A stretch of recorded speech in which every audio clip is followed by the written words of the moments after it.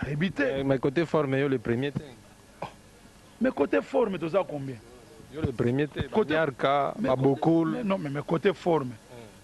Quand nous avions créé ce monde des artistes à notre image, c'est à ce moment-là que forme banda.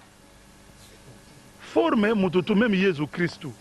Ba bébé ko bébé abota abeta forme. Bébé le rabota abeta forme. Grand coup couche mystique. Pampers, c'est ça na griffe. Comment on attend mususu peau douce, c'est ça na griffe nango. Ce que forme faut ça griffer ou bien ça lamba kaka. Donc forme faut ça lamba kaka mais et simba bien. Mais ce que ça na bala rebelle, OK, côté ya ba griffe. Biso ata monotonité doudou.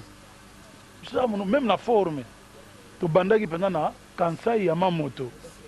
Kansai Yamamoto pour to beti na mbata to koti na Yoji Yamamoto. Yoji Yamatia pour to beti ba Machuda. Machuda ba imba discuter donc Valentuamo. Ba imba discuter Valentino. Ba imba monotonie ba jean quand même mais ça là qui moi tana umeli. Mais jean eza Levi Strauss. Jean eza Levi Strauss. Jean net sigona na boulot. Na boulot normalement.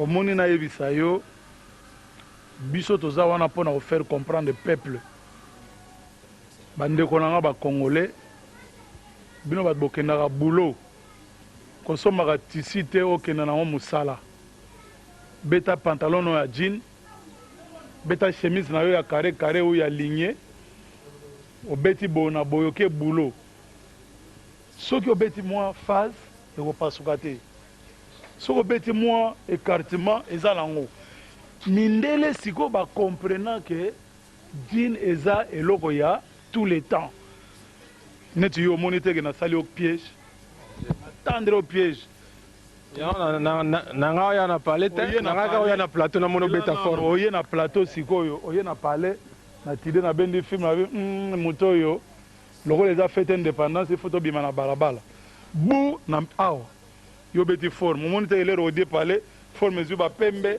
forme baby mais nga avec Dieu na nga na obeta kaka un temps malas nga wana nazo bunga omoni te